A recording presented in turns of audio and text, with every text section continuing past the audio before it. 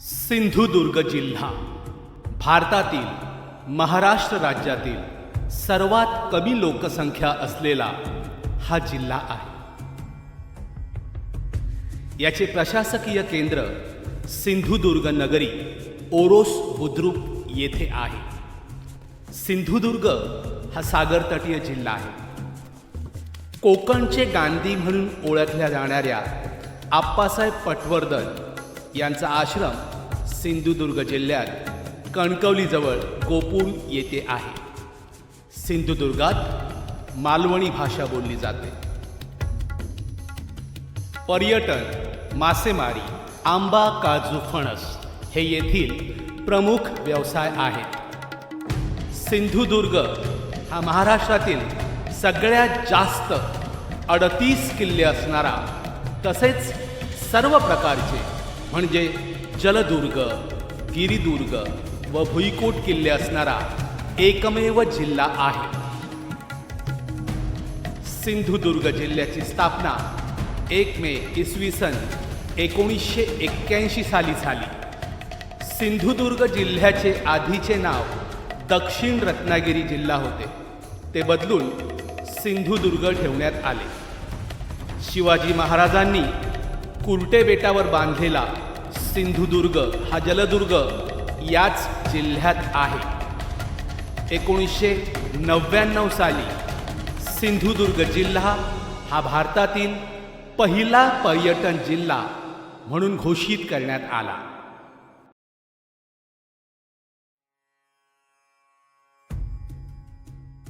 सिंधुदुर्ग जिल्ह्याच्या पश्चिमेस अरबी समुद्र आहे, पूर्वेस कोल्हापूर जिल्हा आहे, दक्षिणेस गोवा राज्य आहे आणि उत्तरेस रत्नागिरी जिल्हा आहे।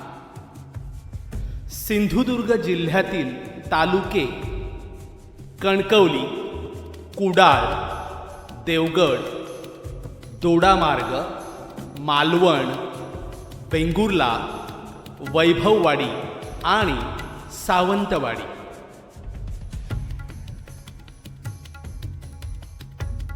सिंधुदुर्ग जिल्ह्यातील प्रमुख नद्या शुक, कर्ली, गड नदी, तेरेखोल, आचरा, तिल्लिरी, देवगड आणि हिरण्यकेशी। सिंधुदुर्ग जिल्ह्याला 121 किलोमीटरचा समुद्रकिनारा लाभलाय, त्यामुळे येथे भरपूर प्रमाणात मासेमारी होते। मासेमारी हा येथील प्रमुख व्यवसाय आहे।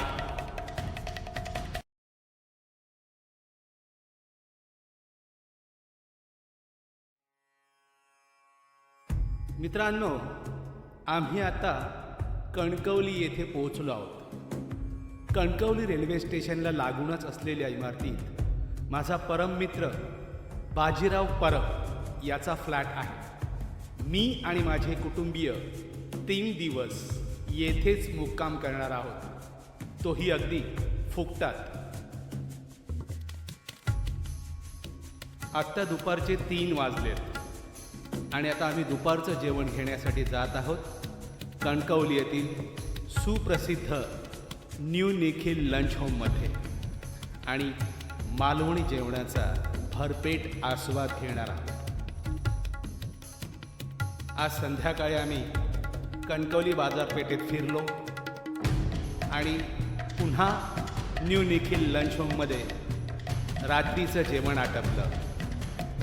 सुंदर मालवणी अप्रतिम मासे खाल्ले। या न्यू निखिल लंच होमच्या मालवणी जेवणाची चव खरंच भारी आहे, अप्रतिम, लय भारी।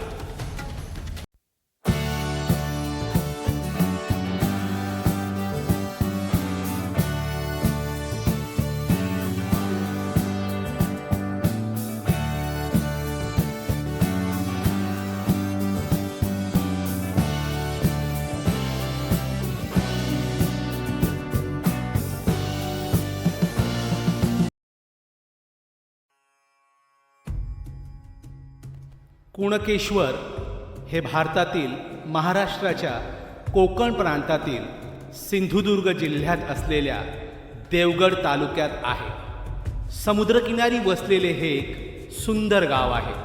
ते देवगड गावाच्या दक्षिणेस 20 किलोमीटर अंतरावर आहे. कुणकेश्वर हे एक तीर्थक्षेत्र व पर्यटन स्थळ आहे. तसेच देवगड हे हापूस आंब्यासाठी प्रसिद्ध आहे. पावसाळ्यात येथे भरपूर प्रमाणात पाऊस पडतो आणि हवामान समशीतोष्ण राहते. हिवाळ्यात येथील हवामान थंड असते व अनेकदा सकाळी छान धुकं पडते. उन्हाळ्यात हवामान उष्ण असते.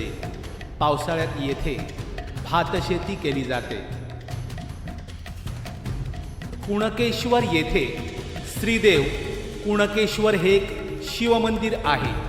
छत्रपती शिवरायांनी स्वतः या मंदिराचा जीर्णोद्धार केला. कुणकेश्वरला दक्षिण कोकणाची काशी असे म्हटले जाते.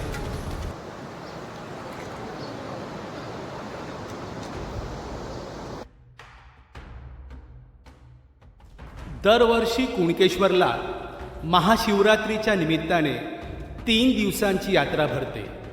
या यात्रेच्या निमित्ताने देऊळ परिसरात मोठी जत्राही भरते. कलिंगडांचा बाजार आणि मालवणी खाजे हे या जत्रेचे खास वैशिष्ट्य आहे. या यात्रेला येणाऱ्या सर्व देवस्वाऱ्या काही अपवाद वगळता अजूनही आपल्या गावरेसहित पायी चालत येतात. कुणकेश्वर भेटीसाठी 12 किलोमीटर अंतरावरून येत असलेल्या जामसंडेच्या दिरबा रामेश्वरसाठी तारामुंबरी खाडीवर नौकासेतू बांधला जातो. दर 24 वर्षांनी कुणकेश्वराच्या भेटीला येणाऱ्या कोटकामते गावच्या भगवती मातेला त्या गावचे ग्रामस्थ उत्साहात वाजत गाजत कुणकेश्वर क्षेत्री आणतात. कुणकेश्वर मंदिराजवळच प्रसिद्ध समुद्रकिनारा आहे. येथे दरवर्षी लाखोच्या संख्येने देशी व विदेशी पर्यटक भेट देतात. समुद्रातील जांभ्या दगडांवर सुमारे 100 शिवलिंगे कोरलेली आहेत. ओहटीच्या वेळी ही शिवलिंगे पाहायला मिळतात.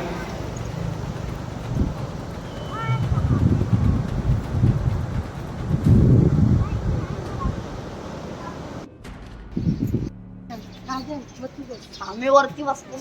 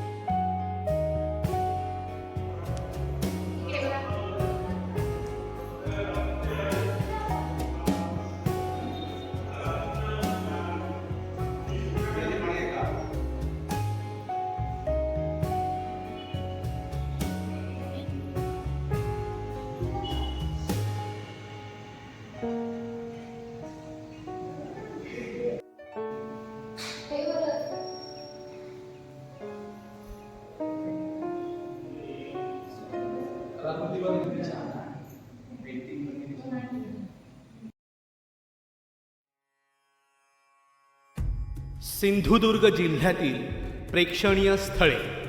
आचरा खाडी बॅकवॉटरसाठी प्रसिद्ध आहे. आंबोली थंड हवेचे ठिकाण म्हणून प्रसिद्ध आहे. कुणकेश्वर मंदिर, आई भराडी देवी मंदिर आंगणेवाडी, तेरेखोल किल्ला, देवगड किल्ला आणि दीपगृह, राजवाडा सावंतवाडी येथील, मोती तलाव सावंतवाडी, विजयदुर्ग किल्ला, संत राऊळ महाराज मठ कुडाळ, आंबोली घाट, सावडाव धबधबा, सिंधुदुर्ग किल्ला म्हणजेच मालवण किल्ला, जय गणेश मंदिर मालवण, श्री दत्त मंदिर माणगाव, यशवंतगड किल्ला रेडी, पांडवकालीन द्विभुज गणपती रेडी, वेंगुर्ला बंदर, वेंगुर्ला दीपगृह, मालवण रॉक गार्डन, पवनचक्की, देवगड. सिंधुदुर्ग जिल्ह्यातील ही सर्व प्रेक्षणीय स्थळं आपण जरूर पाहावीत.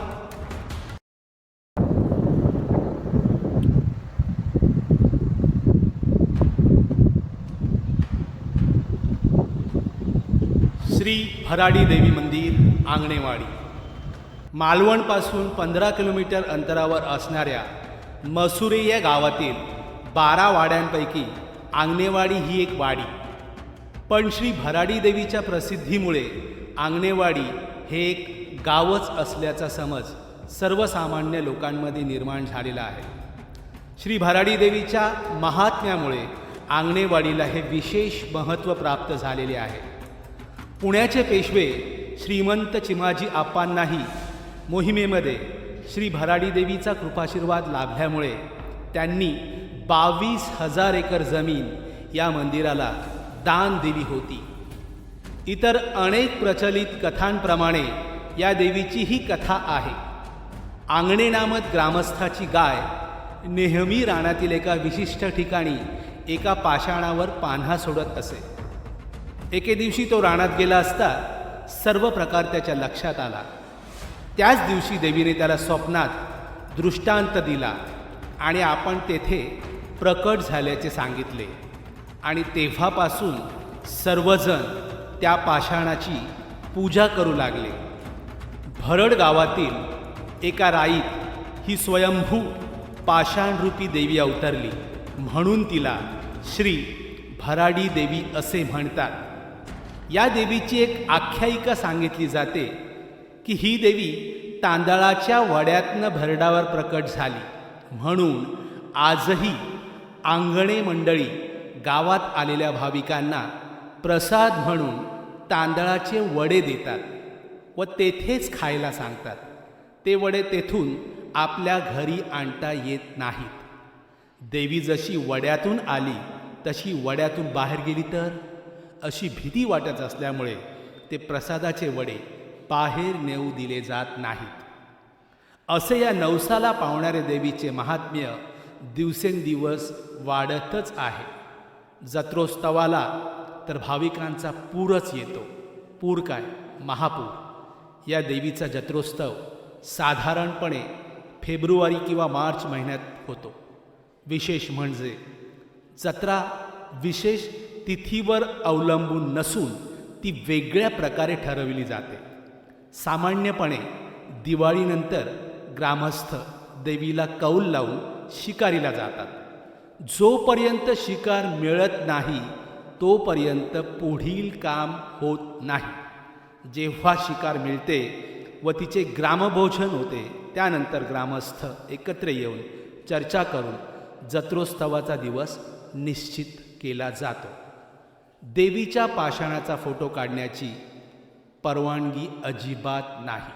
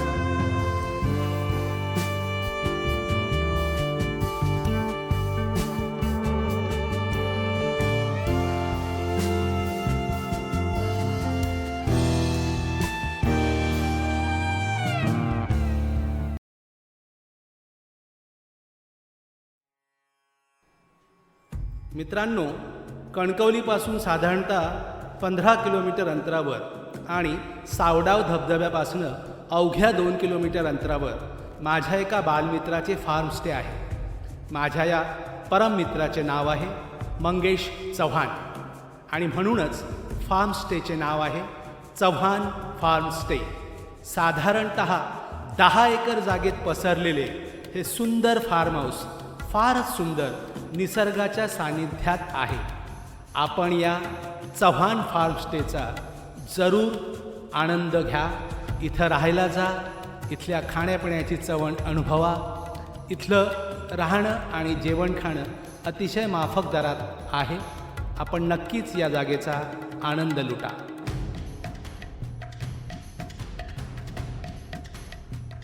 खरं तर आज या फार्म स्टेला राहायला मला जायचे होते, पण आजचा दिवस फारच हेक्टिक होता आणि मला ऑलरेडी खूप उशीर झाला आहे कणकवलीत यायला. म्हणून मग मी तो प्रोग्राम रद्द करून आता मी कणकवलीतच राहणार आहे.